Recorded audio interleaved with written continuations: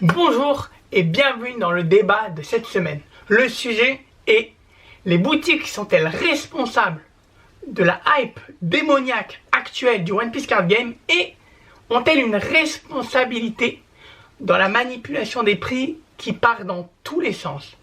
Tout d'abord, remercions tout simplement notre ami et membre actif de la communauté PTCG et Jodemo qui a proposé ce sujet dans la vidéo précédente et franchement ça m'a tout de suite frappé. C'est vraiment un bon sujet. Globalement, il disait de parler des boutiques qui utilisent leur stock à des fins un peu personnelles et un petit peu, on va dire, un peu non éthiques, quoi. Donc, je me suis dit, il y a quelque chose. Qui plus est, je vous affiche à l'écran un post qui a quand même fait sensation sur Instagram. En même temps, je vais le lire. Donc, c'est Beckett Castle TCG. Évidemment une grosse boutique qui parle de EB3. EB3, et il précise qu'en gros EB3 c'est une extension un peu limitée comparée au OP et donc que les quantités sont faibles et ils ne sont pas sûrs d'un réapprovisionnement parce que d'après cette boutique, les EB c'est très compliqué de se faire réapprovisionner et les reprints etc c'est un peu tendax. Tant les OP, les PRB c'est possible, mais tout ce qui est EB, un peu compliqué. Donc cette boutique a pris la décision de cutter toutes les précommandes en ligne pour en gros garder les précos que pour les joueurs de leur boutique. Globalement, ils préfèrent privilégier les joueurs que les clients lambda, si je peux appeler ça comme ça, en ligne. Et même au niveau des clients physiques, au final, ils ont dit que ça sera que 10% des stocks qui vont être alloués aux clients de la boutique physique, et 90% des stocks vont être alloués aux joueurs. Et parmi ces 90%, il y a les stocks évidemment qui vont être mis en vente, mais également il y a les stocks qui vont être utilisés comme récompense de tournoi, parce que quand des personnes participent à un tournoi, certains d'entre vous, vous faites pas mal de tournois, en gros vous payez par exemple 10 € de participation et vous avez le droit à un booster, et ensuite en fonction de votre score et de votre résultat, par exemple vous arrivez premier, vous allez avoir encore des boosters. Et comme EB3, il y aura les avant-premières, etc., une partie des stocks va être justement utilisée pour ça. Globalement, il y a tellement peu de stocks que cette boutique a pris la décision de privilégier les joueurs. Ensuite, ils ont dit que pour tous les clients physiques, mais hors tournoi, donc les clients lambda qui viennent en boutique, ils ne vont ni vendre le papier, le plastique d'emballage, ni la boîte. Ils vont vendre juste les boosters. Ça veut dire globalement, vous venez, bonjour, j'aimerais une display s'il vous plaît. La boutique va prendre les 24 boosters de la display et va vous les donner. Pas de boîte, pas de scellage. Et ça sera ça. En gros, c'est pour justement limiter au maximum tout ce qui est revente, tout ce qui est, tout ce qui est en gros acte frauduleux, quoi. On va pas se mytho, tout ce qui est scam, etc. On va dire ça comme ça. Et globalement, en message de fin, ils disent en gros qu'ils sont conscients que toute cette hype, cette manipulation de marché, etc.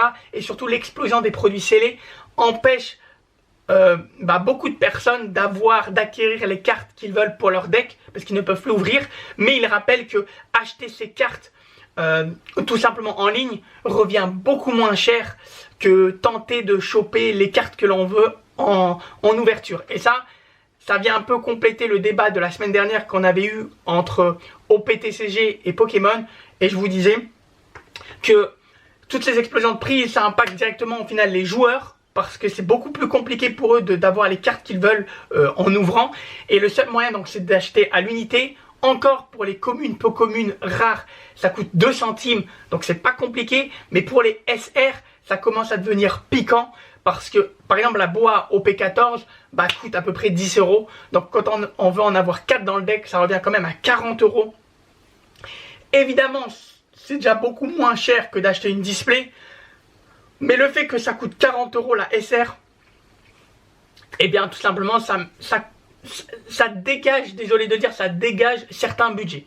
Moi, par exemple, en temps normal, bon maintenant c'est période de crise comme on dit, donc j'ai plus trop de budget, mais en temps normal, supposons je dépense à peu près 50 € par mois. bah, si je veux 4 SR de bois en coque, ça me fait 40 €.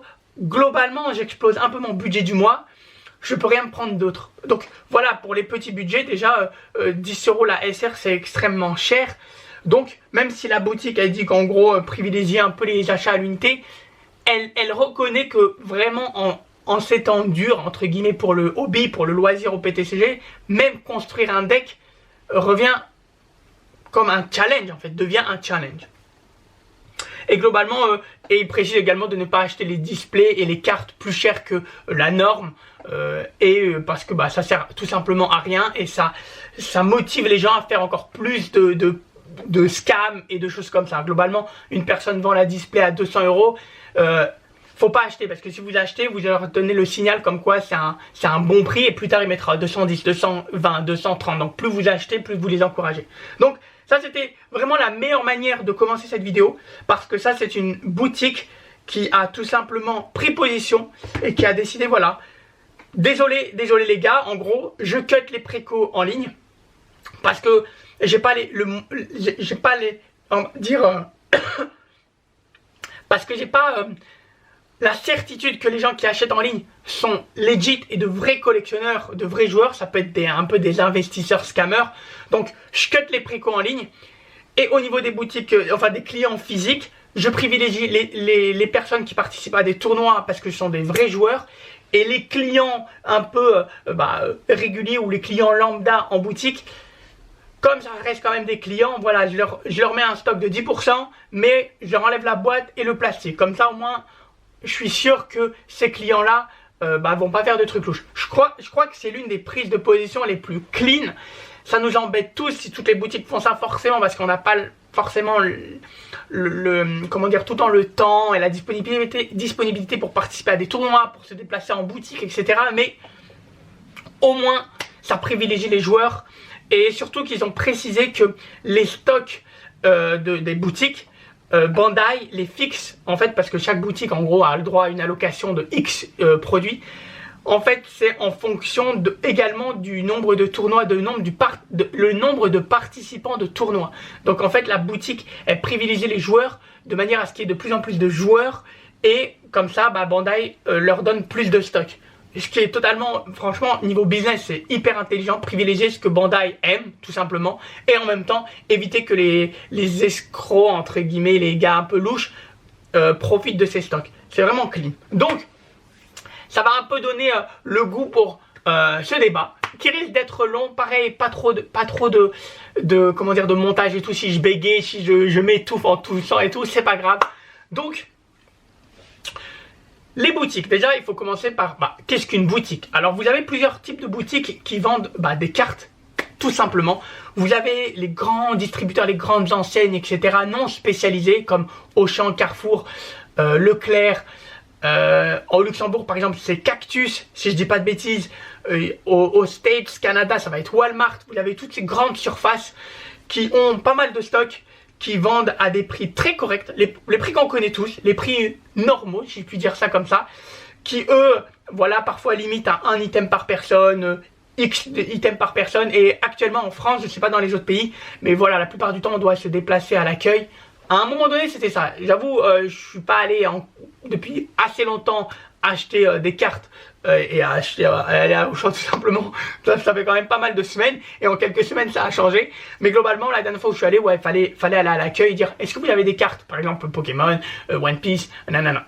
Généralement ce qu'il y a à l'accueil c'est que les trucs un peu problématiques qui créent un peu des mouvements de foule, si vous voyez ce que je veux dire. Mais je sais que One Piece c'est pas tous les items qui sont à l'accueil. Les boosters en loose généralement bon ça va, c'est en rayon, mais quelques items, je crois que les double packs à un moment c'était à l'accueil. Mais c'est tout. C'est plus Pokémon qui était impacté par ce problème. Ensuite, vous avez les boutiques un peu plus spécialisées. Vous avez par exemple Fnac, spécialisé un peu loisirs bureautiques, on va dire ça comme ça, qui eux aussi proposent des produits TCG et One Piece à des prix plutôt corrects. Franchement, j'ai pas vu trop d'excès. C'est vraiment les prix... généralement, il n'y a pas de réduction, il n'y a rien. C'est les prix plats, quoi. C'est les prix du marché. Enfin, les prix normaux du marché. Et il n'y a pas forcément de limite d'achat, il n'y a pas grand chose. Leur site internet est plutôt bien, ils proposent les prix comme d'hab, à un bon prix. Parfois ils mettent des limites, je crois que One Piece c'était genre au P13, je crois que c'était 3 boosters max dans la commande, il me semble. C'était ça à un moment quand j'avais fait mon ouverture en décembre, je crois. J'avais pris un peu sur Fnac aussi, c'était genre 3 boosters max.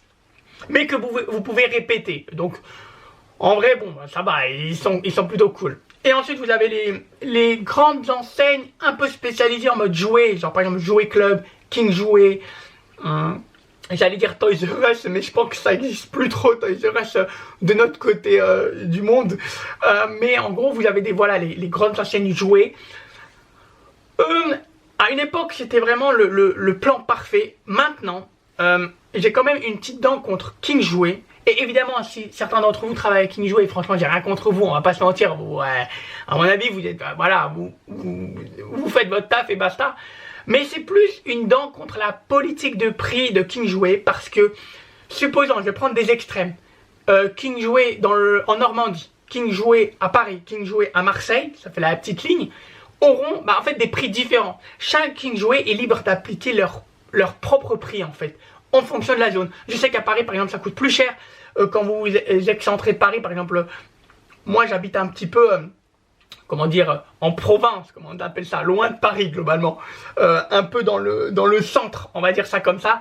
Les prix sont plutôt corrects, mais parfois je visitais des amis dans le nord, en fonction des lieux touristiques ou pas, parfois les prix augmentent. En fait, étant donné que c'est une enseigne, je crois que c'est une franchise. En gros, chacun est libre d'ouvrir son petit King Jouet, mais il y a des règles à respecter. Il me semble que c'est une franchise, mais c'est un peu cette trop grande liberté que King Jouet donne, la direction de King Jouet donne à ses franchisés, je crois. Le fait de pouvoir appliquer les prix qu'ils veulent, ça rentre dans des abus. Je sais qu'on n'est pas là pour parler de Pokémon, mais laissez-moi vous parler de Pokémon une seconde. Il y a ME 2.5 qui vient de sortir et à une époque les tripacks coûtaient 14,50 je crois. C'est monté à 17,50 et là récemment ME2, par exemple sur Amazon etc. ça coûte 20 €, 19,90. Un ami qui habite dans le sud, un très bon ami d'ailleurs, a trouvé ces tripacks dans son King Jouet à 22 €. Et les prix normalement c'est 20 €. Et moi je sais que par chez moi ça coûte à peu près 20 €. Ça doit être, quand je dis à peu près, ça doit être 19,99, un truc comme ça environ. Donc je me dis, entre deux mêmes enseignes, les prix différents. Là déjà, on tape un peu dans la responsabilité des boutiques. Parce que, par exemple, King Jouet, voilà, ça sent qu'il y a certaines boutiques qui sentent un peu la hype et qui vont automatiquement et un peu de manière un peu opportuniste augmenter certains items et tout. Non, c'est censé être une enseigne pour la famille, pour les enfants, etc. C'est axé jouet. Donc, même si nous, adultes, on peut très bien kiffer ça, évidemment. Mais vous voyez, l'esprit, c'est plus famille-enfant. Et ensuite, vous avez les boutiques spécialisées, vraiment TCG pur. Et, comme par exemple, la boutique que je vous ai montrée, je sais pas, en fait, ça dépend. Parce que certaines boutiques auront un nom un peu différent. C'est un peu des indépendants locaux, etc. Donc, ça dépend de par chez vous, etc. Mais vous savez, on a tous certaines boutiques chez nous. Et celle-ci, au niveau des stocks, c'est comme un peu la boutique qui a fait son annonce. C'est très compliqué pour ces boutiques d'avoir un stock conséquent. Donc forcément, parfois, c'est un pack. La marge, voilà, c'est pas la même marge en situation calme et en situation de hype. Désolé pour le petit cut, donc on va prendre un exemple. Vous avez Auchan qui a, on va dire, 100 displays disponibles. Sans display, ils se disent en tête, on doit faire un certain nombre de marges, voilà, pour rester rentable. Voilà, supposons le prix fournisseur c'est 100, on va être simple. Ils la mettent à 130. Allez, parce qu'on a 100 displays, on gagne 30, sans compter les impôts, etc. Mais on gagne 30 par display, ça fait 30 fois 100, c'est parfait. Vous avez là après un indépendant qui a que 10 displays à louer. Et au prix de 100, évidemment, hein, le prix, on va dire, fournisseur reste le même pour l'exemple. Si le mec veut concurrencer les prix d'Auchan et qui met 130, il gagnera 30 sur 10 displays. Et évidemment, ça se voit tout de suite que 30 € x 10 est totalement différent de 30 € x 100. C'est normal, c'est 10 fois, la différence est de 10. Enfin, c'est 10 fois plus petit, quoi, ce qu'il va gagner. Donc, il va dire quoi? Ah, on va essayer d'aller à 150. Comme ça fait 20 € de plus. Déjà, c'est énorme par rapport à Auchan. C'est quand même 20 € de plus. Mais ça reste ok parce que x10, le mec, il s'y retrouve. Ok. Et là, tu as une autre situation où le mec, il a aussi 10 à louer. 10 displays. Mais le mec, il choisit 170. 170, c'est-à-dire que non seulement il est 20 € plus cher que l'autre indépendant, alors qu'ils ont les mêmes stocks à louer, donc 20 € de plus, mais en plus ça fait genre 40 € de plus que Auchan. Donc le mec il dit 170, et je sais que certains d'entre vous, et même moi on a vu des prix à 170, voire même 200, mais bref. Donc le mec il se fait 170. 170 x 10, il se met bien comparé à celui qui a que 10. Maintenant, les gens, qu'est-ce qu'ils vont faire? Forcément, on sait tous que les Auchan, etc., c'est là où c'est le moins cher. Donc, on va aller à Auchan. Tac, tac, tac, tac, on va acheter les 100 displays. Ok, sold out. On va faire quoi après? On va aller dans l'indépendant parce qu'on sait qu'il propose quand même des prix cool, mais il n'a pas beaucoup de stock. Donc, on va aller chez l'indépendant qui coûte 150. On dit, ça embête un peu de dépenser 150, mais tu sais quoi, le mec il est cool, il a pas beaucoup de stock, allez, tolérance, ouverture d'esprit, on est des mecs qui soutiennent l'économie locale, etc. On va lui acheter à 150 €. Ok. Reste après le Big Boss qui vend à 170. Et là tu te dis quoi? 170 c'est quand même cher, hein. On travaille dur pour gagner, ouais, c'est chaud, on n'est pas sûr, il n'y a que 2 hits, on connaît la chanson du contenu des displays au PTCG, etc. Est-ce qu'on achète? Certains vont dire non, vous savez quoi, Balek, on va acheter nos cartes à l'unité, ou on va attendre un réapprovisionnement quelconque, ou sinon tant pis. D'autres vont acheter. Quand ils achètent, et c'est ça le problème, c'est qu'il y a une partie qui achète pour revendre, et une partie qui achète pour l'investissement, et une partie qui achète pour ouvrir. Quoi qu'il arrive, pour le commerçant, il s'en fout. Du moment qu'il écoule les stocks et qu'il gagne son petit 40 €, enfin son petit du coup, 40 € comparé à Auchan, son petit 40 € de marge, ça va. Le problème c'est que quand on achète ça, c'est un peu comme ce qu'a dit un peu la boutique, quand vous achetez à 170, le mec il dit waouh, c'est passé. Donc si ça se trouve, pour là supposons un EB3, on va dire il va mettre 170, au P15 qui va sortir, ça se trouve il va le mettre à 180, 190, et il va tester. De toute façon il s'en fout parce qu'il sait que les items sont tellement en pénurie, et que dans la région peut-être c'est l'un des seuls, à part les Auchan, et voilà. Il y a quoi dans chaque région, il y a peut-être 3-4 boutiques spécialisées, même si actuellement il y en a beaucoup qui ont ouvert et tout. Il y en a 3-4, il n'y en a pas plus. Je pense pas qu'il y a 10 boutiques spécialisées en centre-ville, c'est impossible. La concurrence serait trop grande. Après, il y a peut-être d'autres commerçants qui en vendent des cartes, mais des boutiques spécialisées, bon, il n'y en a pas tant que ça. Donc le mec il va dire quoi? Bah prochaine fois à 190, ça part, c'est cool. Parce qu'au final c'est tout bénef, ça part pas, au pire il pourrait redescendre à 170 et ça partira. Donc ça c'est pour un peu donner l'indication de genre, les boutiques qui mettent le prix fort n'ont rien à perdre, déjà faut le dire. Une mauvaise réputation, ils s'en foutent. Franchement la mauvaise réputation, on sait tous que quand la demande est énorme et qu'il y a une petite offre disponible, donc l'offre et la demande, la réputation passe, désolé de le dire, mais à la poubelle. J'allais dire autre chose, mais on va dire à la poubelle, parce que l'argent tout simplement, l'argent.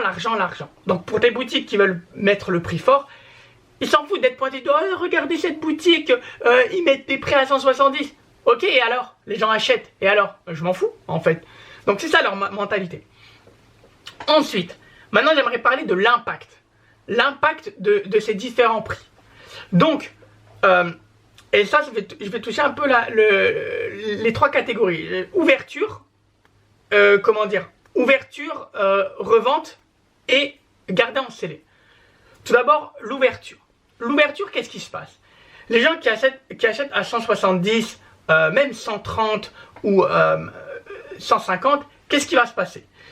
Les gens vont ouvrir, ils vont trouver des altes, etc. Ok. Que va-t-il se passer quand les gens ils ont des SP, etc. Sachant que maintenant, on oublie que certaines boutiques vendent à 130. On oublie un peu que certaines boutiques vendent peut-être à 150. le truc qui fait le plus de bruit, c'est les boutiques qui vendent à 170 parce que ça choque tellement qu'on se concentre plus sur ce qui est choquant que ce qui est normal. Et c'est normal. Comme il y a une hype, les items sont moins disponibles. Et d'un coup, on voit que le prix en boutique explose. Mais on ne regarde pas ce qui est vendu à un prix normal. On regarde que ce qui explose. Quand on va ouvrir et qu'on va trouver une SP, on va dire cette SP, même si je l'ai eu d'une display à 130, cette carte, c'est la même que des personnes qui ouvrent des displays à 170. Donc, ils vont mettre un prix, les gens vont mettre des prix qui permet en fait de matcher le prix le plus élevé du scellé en fait, tout simplement. Je ne sais pas si vous voyez ce que je veux dire. En gros, c'est pour ça que maintenant d'un coup les cartes explosent parce que l'offre est petite. Il n'y a pas beaucoup de personnes qui osent ouvrir des displays qui coûtent 150, 170. Et les displays à 130 partent très vite et il n'y a pas tout le monde qui propose à 130. Faut être honnête. Donc qu'est-ce qui va se passer? Surtout que maintenant les commerçants commencent à enlever le scellage, à donner que des boosters, etc. Donc ça devient un peu plus compliqué. Donc les gens ils vont se dire, vu qu'il y a une app, l'offre et la demande, etc. Bah tiens, on va augmenter le prix de la SP. Soit tu l'achètes à ce prix-là, la SP ça veut dire on va dire bois en coque 600 €. Soit tu achètes ta display à 170 € et tu tentes et on sait très bien que tu l'auras pas. Donc ce que je veux dire par là, je sais que je pars toujours dans tous les sens, mais c'est ma manière de procéder. Ce que je veux dire par là, c'est que le fait qu'il y ait différents prix de scellés disponibles en boutique, on s'en fout. C'est le prix le plus élevé qui est chiant en fait. Parce que le prix le plus élevé va impacter tout le marché de la revente, des cartes à l'unité, etc. Parce que c'est lui qu'on va regarder en mode, voilà ce qui se fait en max de max sur le marché. Donc les prix des SP doivent suivre le max du max. Comme il y a à peu près, je crois qu'il y a 2 SP, c'est ça par case, parfois j'oublie, désolé, ne m'en voulez pas. Mais globalement, il y a 2 SP par case, il me semble. Les gens vont faire 170 fois, il me semble qu'il y a 12 displays, si je dis pas de bêtises, dans une case. Ça fait X euros, ça fait 1900, un truc comme ça, je crois. 1900. Ensuite, ils voient, ok, il y a des SP plus populaires que d'autres. Et avec leurs calculs bizarres, parce que je comprends pas toujours leurs calculs, c'est un peu illogique. Et ben ils appliquent, par exemple, Hancock, elle a le coefficient Chase Card, le coefficient Meta, le coefficient Waifu. Ils appliquent un coefficient. Weevil, pas de coefficient Meta, pas de coefficient Waifu, pas de coefficient Chase Card. Donc, mais il a quand même la petite rareté SP. Ce qui est qu'ils vont le dire, ok, vous savez quoi, Weevil, 100 €. Mais derrière, faut contrebalancer pour que, voilà, pour qu'il y ait à peu près la valeur d'une case entre les différents, en gros, SP, etc. Donc, c'est pour ça que bois est 600 €. Parce que dans une case, vous avez 2 SP, et évidemment, plein d'autres, des leaders alt, etc.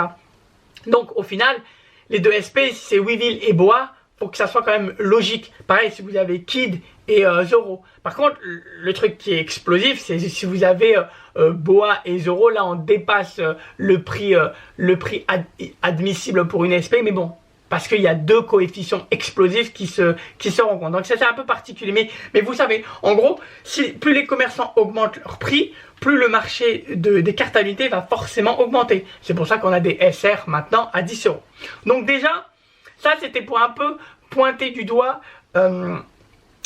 la responsabilité des boutiques sur les personnes qui ouvrent, ceux qui ouvrent et qui revendent les cartes à l'unité. Parce que les cartes à l'unité ne tombent pas, c'est comme le fou la poule. Les cartes à l'unité ne tombent pas du ciel, c'est des gens qui ouvrent et qui veulent rentabiliser un peu les cartes qu'ils veulent vendre, tout simplement. Donc, je vous ai dit, cette vidéo va être longue, accrochez-vous. Ensuite, on a les collectionneurs de scellés. Les collectionneurs de scellés. Moi, pour parler de moi, j'ai acheté la fameuse display OP6. J'ai explosé mon budget sur plusieurs mois parce que ça valait le coup. En gros, je me suis dit, ok, j'avais trouvé la display à 140 € et je me suis dit, waouh, la hype commence à péter.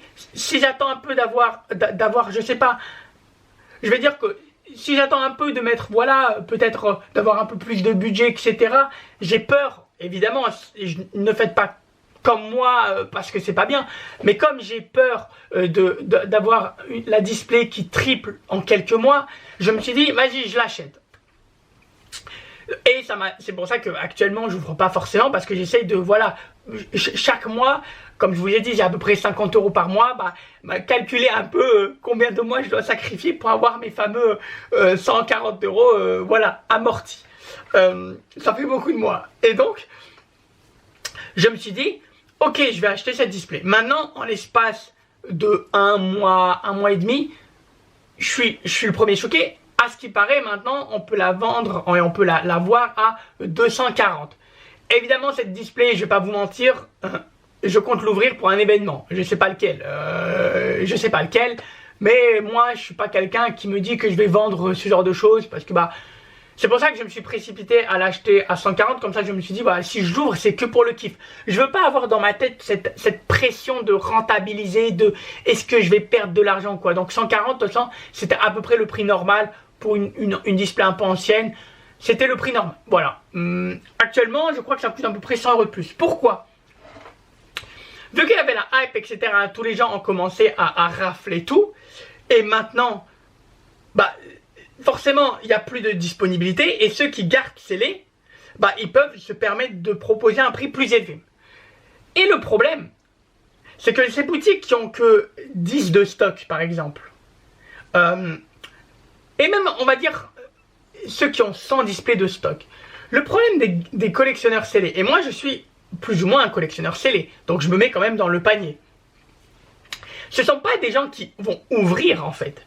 Ce ne sont pas des gens qui vont ouvrir dans l'immédiat. Ils vont peut-être l'ouvrir dans 5 ans, 10 ans. Mais parce que ça, tout simplement, ça collectionne le scellé. Ce ne sont pas des gens qui vont acheter énormément. Généralement, même j'ai des potes, etc., qui collectionnent du scellé, ils vont prendre peut-être 1-2 items à chaque fois. Donc c'est pas forcément les plus problématiques, mais dans le marché des cartes à l'unité, ça s'est impacté, parce que ceux qui gardent en scellé, ça veut dire que c'est des gens qui ne vont pas ouvrir et qui potentiellement ne vont pas vendre, sauf dans peut-être 1 an, 2 ans, comme par exemple moi, peut-être ça sera à mon anniversaire, à un événement quelconque. Donc au moment où ils vont ouvrir, le marché aura tellement évolué que forcément les prix vont être différents, et même la méta sera tellement passée que les cartes que l'on va, nous collectionneurs de scellés, qu'on va packer, ça sera plus forcément probablement méta. Donc tous ceux qui cherchent par exemple OP14, tous ceux qui cherchent des cartes OP14 méta maintenant, faut savoir que c'est peut-être trouvable dans les displays de gens qui gardent scellés, mais on ne pourra le savoir qu'une fois que ces displays sont ouverts, donc peut-être dans 1 an, 2 ans, 5 ans, qui sait. Donc ça impacte également forcément le prix des cartes à l'unité, parce que ça va bouffer du stock qui ne va pas être ouvert, et forcément sur 10 displays en fait qu'un commerçant vend, ou même sur 100, vous devez à chaque fois grignoter un peu c'est comme du gruyère qu'une souris mange. Les collectionneurs des scellés, ils gardent ça chez eux, et du coup ça sera des displays non ouverts et des boosters non ouverts et des double packs non ouverts. Je suis obligé d'être honnête, hein. Moi vous me voyez collectionner, faire des réceptions, je vais pas m'exclure, je suis honnête, voilà. Après, pour ma défense, généralement, les collectionneurs de scellés prennent 2 displays et les gardent. Ils vont pas prendre non plus 30 cases, parce qu'autrement ça sert à rien. C'est plus du collectionneur de scellés 30 cases, c'est quelqu'un qui forcément envisage de faire du biz. Et enfin, vient le tour des investisseurs. Les investisseurs, déjà, faut l'admettre, hein, ils ont déjà un certain budget, je pense, parce qu'un investissement, c'est avec un capital, etc. Et en gros, ils ont une petite vente pure. Donc, si c'est vente pure, généralement, ce sont les scalpers, ou ce sont des personnes qui ont... en vrai, on va pas se mentir, les investisseurs, c'est plus... Je vais appeler scalper, mais c'est pas forcément des raclures qui vendent direct le jour même. Ça peut être aussi des gens qui envisagent de vendre dans 10 ans. C'est pas forcément scalper. Scalper, pour moi, c'est des gens qui achètent, par exemple, à la sortie, ils vont acheter 10, et le jour même, ils vont les vendre sur Vinted. Pour moi, ça, c'est des scalpers. Ceux qui vendent dans 10 ans, mais qui ont acheté 10 cases à vendre dans 10 ans, c'est des investisseurs, mais pas forcément scalpers. Je sais pas si vous voyez, scalper, c'est plus le court terme pour moi. Et globalement, ces investisseurs, ils ont une intention comment dire, ils prennent par exemple la display à 170 et ils vont la vendre automatiquement aller 180, 190 voire 200 sur Vinted, soit ils vont prendre chez Auchan à 130 et ils vont vendre ça à 150. Ce qui fait que parmi les 100 displays de Auchan, vous avez certaines qui sont bouffées par les joueurs, etc., qui veulent ouvrir tout simplement et qui vendent leurs cartes un peu plus, comment dire, leurs cartes en trop. Vous avez ceux qui vont garder scellés et qui vont ouvrir dans quelques années, et les investisseurs et les scalpers qui vont acheter du scellé, pas ouvrir et vendre tout de suite après, qui vont augmenter les prix. Ce qui fait que Auchan qui proposait les prix les plus bas vont se faire tout prendre, et ensuite ceux qui vendent le scellé vont le vendre à 150, donc au même niveau qu'une boutique indépendante. Et c'est ça le problème, c'est que déjà ça tape un peu le même niveau qu'une boutique indépendante. Et encore la boutique indépendante qui vend à 150 qui vont se faire scalper, et les gens vont le vendre à 170, et la boutique à 170 va être scalpée et ils vont le vendre à 200. Ce qui fait que ça fait qu'une explosion, et à chaque sortie de set ça réitère, et ce qui fait que ça prend forcément des proportions plus grandes. Le mec qui vend à 150, au bout d'un moment il va dire c'est pas normal que des scalpers vendent au même prix que moi alors que moi j'ai un business, donc il va le vendre à 170 peut-être, 155, 160, 170. Et ensuite le mec qui vend à 170 va dire c'est cool, si les autres le vendent plus cher, je vais le vendre plus cher, etc. Auchan dans tout ça, en fait vu que ils vendent à 130, ça va devenir la proie en fait à tout ce qui est scalper, et c'est tout en fait. Genre les gens vont se réveiller à 5h du mat, ils vont tout rafler, et même s'il y en a 100, et au fur et à mesure, les mecs qui viennent à 10h du matin pour vouloir acheter un truc, ils trouvent plus rien. Parce que c'est tellement le bon plan que tout le monde vient là-bas. Même les boutiques qui vendent ça à 190, limite ils vont aller chez Auchan pour prendre la display à 130, parce qu'au final, même en achetant à 130 au lieu de 100, on va dire le prix fournisseur, vu que eux ils les vendent à 190, 200, en fait c'est même rentable pour eux, c'est toujours rentable d'acheter à Auchan. Comme ça, au lieu d'avoir 10 displays, ils auront peut-être même 15 displays, 30 displays, parce que ils pourront gratter chez Auchan. Évidemment c'est imaginaire cet exemple, mais en gros c'est pour vous montrer un petit peu où ça peut aller. Et ensuite, parmi les investisseurs aussi, vous avez ceux qui ne vont pas revendre tout de suite, ils vont vendre dans 10 ans, et ça c'est des stocks qui sont bloqués tout simplement. Genre, par exemple des gens qui arrivent à scalper 2-3 cases à vendre dans 5-10 ans, supposons, c'est des cases disparus, ça fait quand même 12 displays qui disparaissent.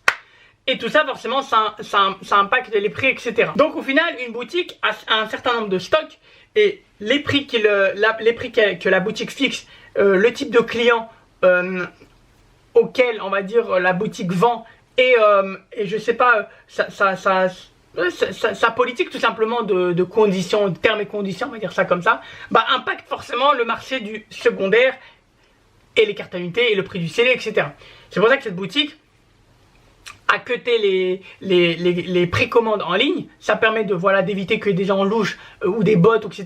puissent prendre possession des items, et concentre 90% auprès des joueurs. Comme ça tu te dis, même si c'est un scalper qui vient participer à un tournoi, il aura que quelques boosters d'entrée de tournoi, quelques boosters s'il gagne. S'il gagne, c'est qu'au final il a sa place dans la communauté, parce que s'il gagne un tournoi, c'est que un scalper qui gagne un tournoi, respect, ça veut dire qu'au moins il s'intéresse un minimum au jeu.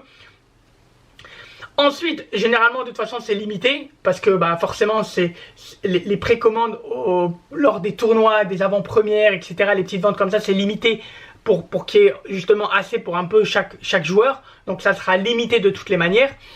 Et ensuite, au pire les 10% qui viennent, ils retirent la boîte, ils retirent le scellage, ce qui fait que tu as des boosters en loose, et on sait très bien que les boosters en loose vendus, les gens ils n'achètent pas parce que c'est loose, est-ce que c'est trié, est-ce que c'est pesé, etc.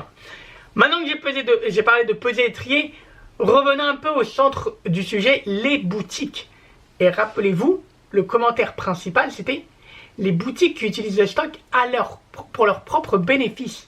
Parce que oui, là on parle de boutiques qui vendent aux autres, mais il y a aussi des boutiques qui récupèrent leur stock et qui en font eux-mêmes du biz. Comme, désolé de le citer, mais l'une des boutiques qu'on voit souvent sur Card Market, c'est Parkage. On en voit également d'autres. Donc forcément, ces boutiques, comment ça se fait que ces boutiques-là puissent vendre des cartes à l'unité? Il y a deux choses. Soit ces boutiques qui reçoivent des items, c'est les ouvrent pour elles, comme ça a été le cas par exemple principalement à OP13, il y avait les espèces de dash pack, les promo packs là qu'on donne à chaque achat d'OP13. Beaucoup de boutiques ont reçu ces petites promo packs, dash packs de 3 cartes.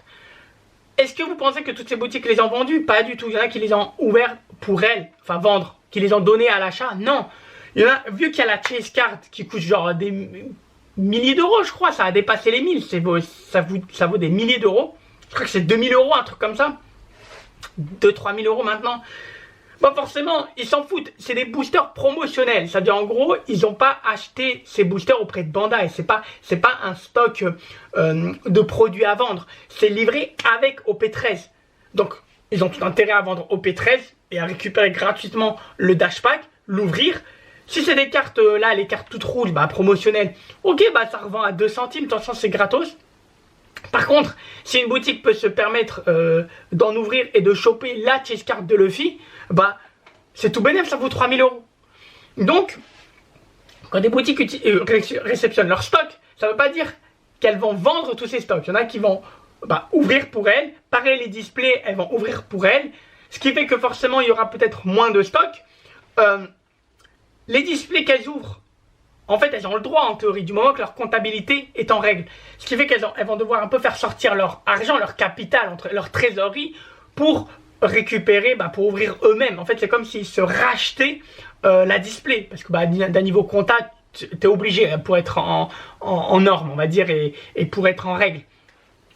Si c'est de l'argent qu'elles font sortir de leur propre poche pour s'acheter à elles-mêmes les stocks, forcément, les stocks à vendre, ça va être impacté en fait le prix. C'est pour ça que certaines peut-être proposent à 170, 190 les displays, parce que à la base, on croit qu'elles en ont que 10, mais à la base peut-être elles en ont reçu 15, mais les 5 elles ont ouvert ça pour elles en fait, les boutiques ont ouvert ça pour elles en fait. Ce qui fait que de 15 ça passe à 10, forcément les 5 elles ont dépensé de l'argent de leur poche, donc la rentabilité des 5, faut les dispatcher sur les 10, et ça crée des augmentations de prix.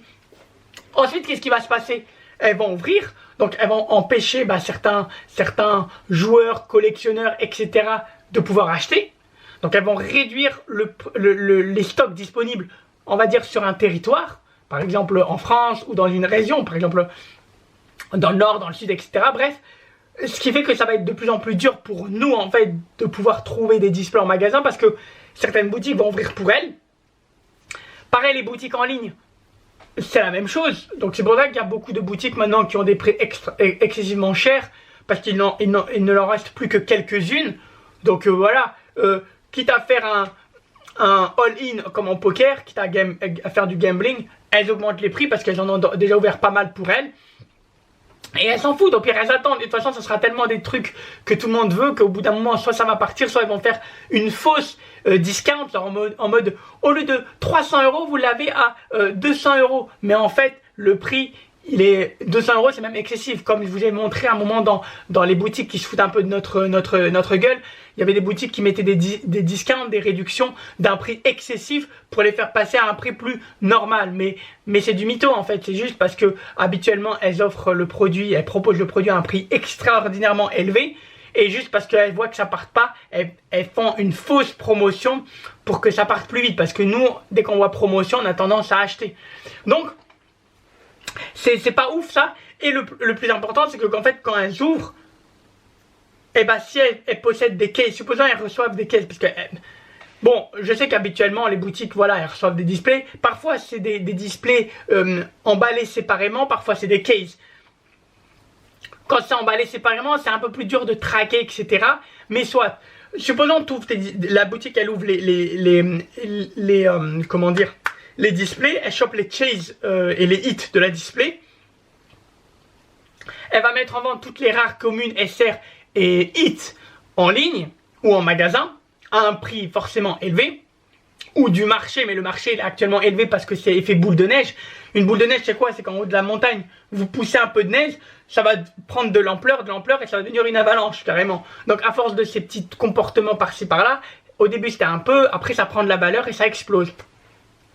Donc elle va ouvrir, donc elle va vendre tout le contenu des cartes, des boosters qu'elles ont ouverts, soit même gradés pour vendre encore plus cher, etc. Enfin, il y a plein de manières comment dire, il y a plein de manières d'augmenter le prix d'une carte, hein. Attendre le bon moment, grader, etc. Je critique pas la gradation, mais c'est vrai que ça augmente le prix d'une carte quand c'est un 10, quoi. Et les boosters restants, qu'est-ce qui se passe de la display? Bah en fait, forcément, on sait qu'il y a 2-3 hits.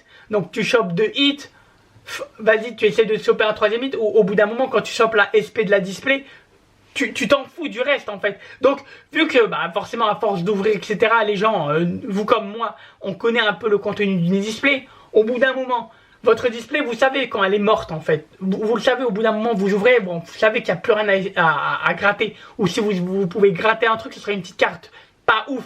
Entre guillemets pas ouf, hein. Toutes les cartes sont belles, mais il y a certaines cartes qui sont moins ouf que d'autres.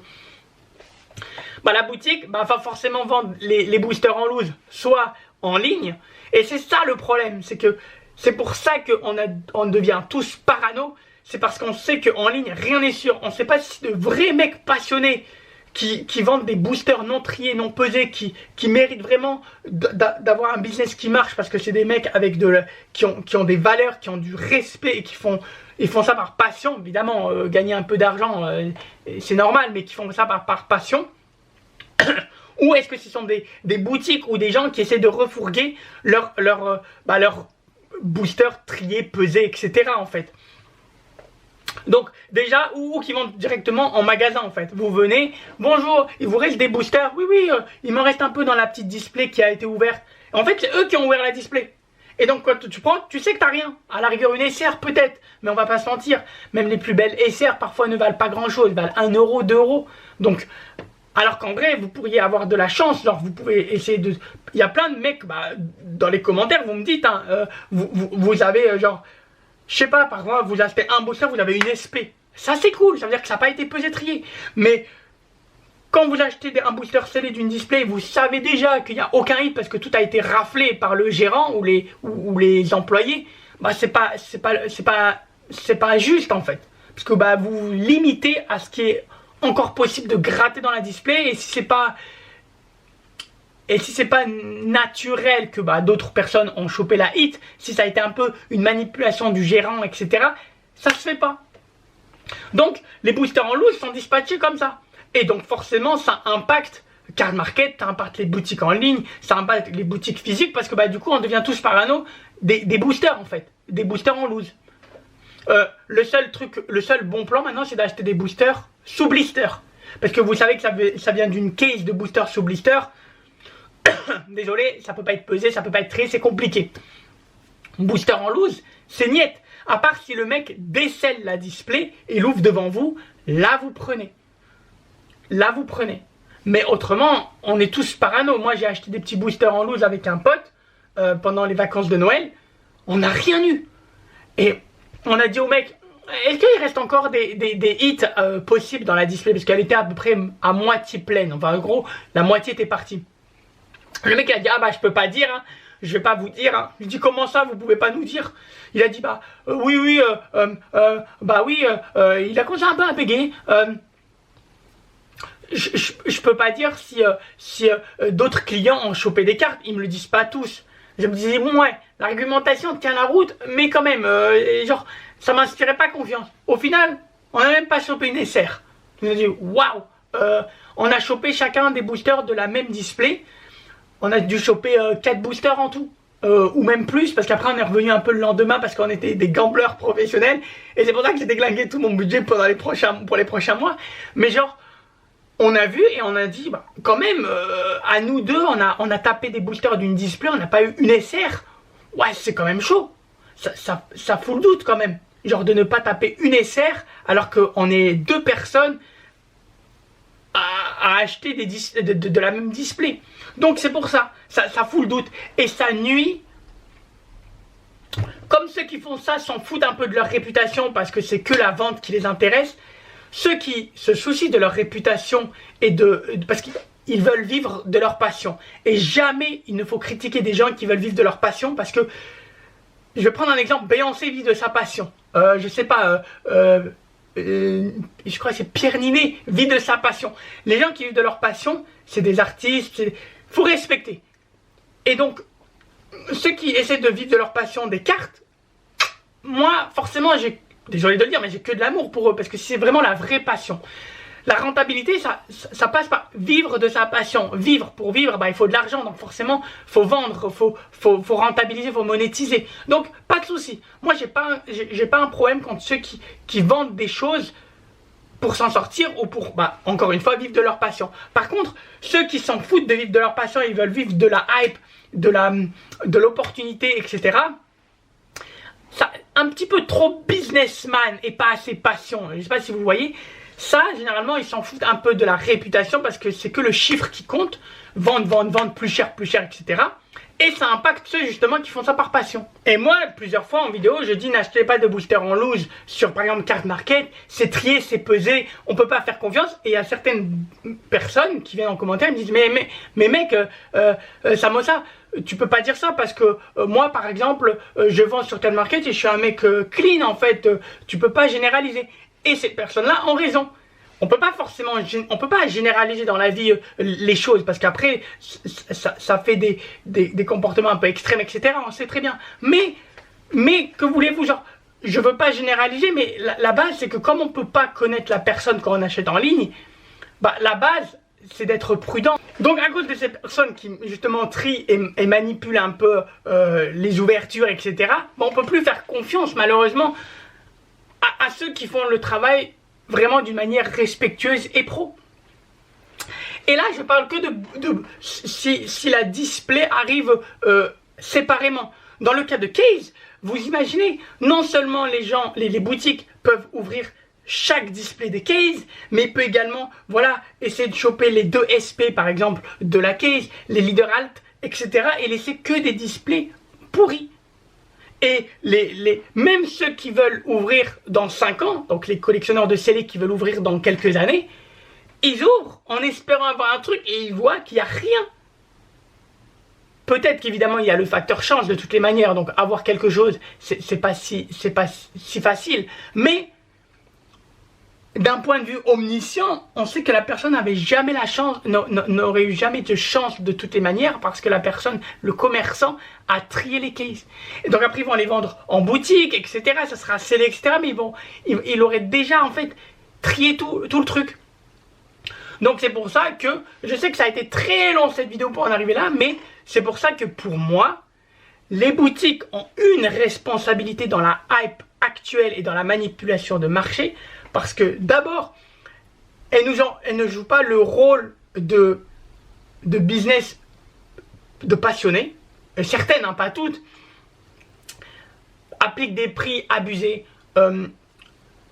trient les boosters, trient les displays, ouvrent pour elles. Et maintenant, avec les applications, par exemple Vogt et Whatnot, etc., eBay Live, les trucs où on peut faire des box breaks et des ventes aux enchères, etc., les boutiques, elles font carrément ça en live. Genre les box breaks sont censés être bien. Les box breaks, c'est un moment où on ouvre une display et chacun a le droit d'en acheter. Et ça permet de passer un bon moment et de vendre à des prix normalement fixes. Genre les prix normaux, et en même temps on ouvre une display ensemble. C'est cool. Mais certaines boutiques font des box breaks et je vais parler encore une fois de Pokémon. Genre, je sais pas si vous regardez par exemple Valouz et David Lafarge. Eux, quand ils font des box breaks de display, parfois le booster est vendu genre à 80 €. Et donc, elles se disent quoi? 80 €, vous croyez que c'est des personnes un peu, désolé du terme, mais du peuple? Forcément non, c'est des gens qui ont la thune. Donc, ces boutiques qui utilisent leur stock pour vendre aux enchères, etc., des displays, c'est des personnes qui choisissent le gambling et la rentabilité max. Par exemple, ils se disent ouais, ça va sûrement se vendre le booster à 20 €, donc 20 fois 24 boosters, ma display va se vendre à un des prix de fou, plutôt que de le proposer à un bon prix en boutique ou en ligne ou en boutique, qu'importe. Donc, ce sont des commerçants qui mettent de côté les gens un peu normaux, les gens un peu le peuple, quoi, qui ne peuvent pas forcément acheter les displays trop chers, juste qui ont le budget pour acheter la display à un prix de base. mais ils sacrifient ça pour se tourner vers des gens qui ont la thune. Et justement, les ventes aux enchères avec la dopamine, le gambling, etc., ça monte à des prix. Donc, ils choisissent encore une fois la rentabilité max plutôt que la passion. Et comme je l'ai dit, ouais, tout ce qui est tri, etc., etc. Donc, on critique souvent les scalpers. On critique souvent, je sais pas, ceux qui vendent des cartes annuitaires à un prix explosif, etc. Mais je trouve que nous, là, tous ceux qui font ça, collectionnent du scellé, décident d'investir, décident de scalper, tout ça, bah, on va pas se mentir, viennent des boutiques. Quand vous avez le site de Bandai, par exemple, qui, eux, je sais que c'est différent parce que eux, bah, c'est eux qui ont créé le jeu, donc la passion, elle est là, etc. Mais qui vendent des précommandes en ligne, accessibles à tout le monde, du moment que c'est un par commande, forcément le site va être pris d'assaut des bots et des scalpers et ils vont avoir 45 000 comptes et ils vont tout acheter en fait. C'est des réseaux, etc. Par contre, les sites comme je vous ai montré en début de vidéo qui disent ok, on privilégie une certaine quantité par personne, on enlève le sellage et ça permet de protéger au maximum la communauté et le fait que les displays puissent atterrir dans de bonnes mains. Les bonnes mains, c'est-à-dire collectionneurs, joueurs et ok, investisseurs, mais pas trop borderline, on va dire ça comme ça. Et, pas trop extrême, les investisseurs un peu chelous et les scalpers un peu chelous. Donc forcément les boutiques ont forcément une responsabilité parce que dès lors où il y a la hype et dès lors où il y a de l'engouement autour du One Piece Card Game, elles se doivent de faire ce qu'il faut pour préserver les stocks, pour permettre aux personnes d'acheter les produits à un prix correct. J'ai pas dit au bon prix, à un prix correct. Parce qu'évidemment les indépendants qui croulent, je suis sûr que vous allez...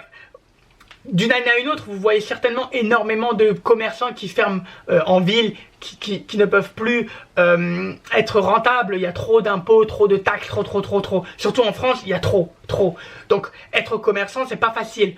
Donc, c'est pour ça que je dis des prix corrects, c'est-à-dire en gros qui leur permettent de perdurer dans le temps, de développer leur business sans pour autant rentrer dans le côté excessif et abuser des prix. Donc je pense qu'il y a forcément une responsabilité et en plus ça impacte les boutiques qui font ça, qui font les choses clean, de manière propre et qui forcément sont pointées du doigt aussi parce que on les soupçonne de faire la même chose que les mauvaises boutiques alors qu'il y en a qui sont vraiment attentionnés, qui kiffent ce qu'ils font quoi.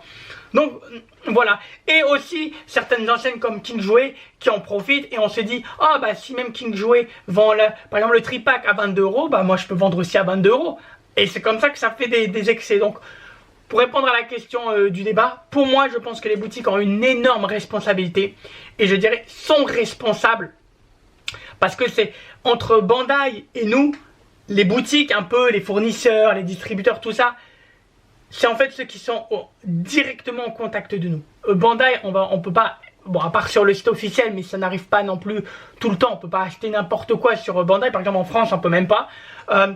Donc, et même ceux, je crois qu'ils sont au Canada, je crois qu'ils doivent utiliser un VPN, etc. Enfin, en gros, c'est très compliqué. Donc entre Bandai et le One Piece Card Game, la marque, et nous, tout ce qui est distributeur, vendeur, boutique, etc. Donc forcément, c'est eux un peu qui managent la communauté. C'est des managers en fait. C'est les managers de la communauté plus ou moins. Donc évidemment, ils ont une part de responsabilité, une grande part de responsabilité. Voilà, j'espère que vous avez aimé le débat de la semaine. Un peu long, un peu dans tous les sens, mais bon, écoutez, j'aime parler, donc autant le faire. N'hésitez pas à proposer également des sujets qui vous tiennent à cœur, etc. On fera...